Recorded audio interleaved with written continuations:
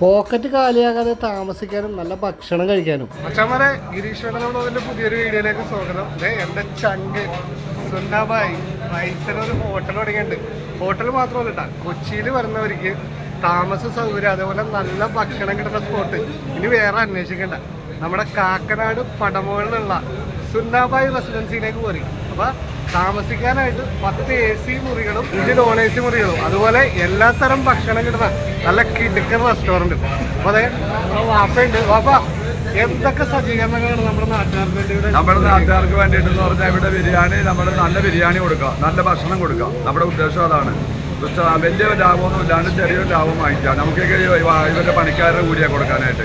Building നമ്മുടെ സ്വന്തമാണ്, ബിൽഡിങ്ങിന് വാടകയില്ല. സർക്കാരിലേക്കുള്ള current കാശ് കൊടുക്കാം, വെള്ളത്തിൻ്റെ കാശ് കൊടുക്കാം. അങ്ങനെ നമുക്ക് സർക്കാരിനെ സഹായിക്കാം. ഇതൊക്കെയാണ് ജനങ്ങളെ സഹായിക്കുക. ഇതാണ് നമ്മുടെ ഉദ്ദേശം.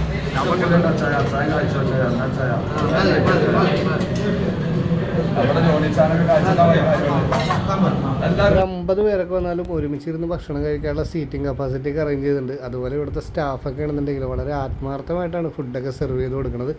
നല്ല അടിപൊളി ഭക്ഷണം, ഒന്നും പറയാനില്ല. അപ്പോൾ ഞാനും കഴിച്ചുകൊണ്ടിരിക്കുന്നതാണ്.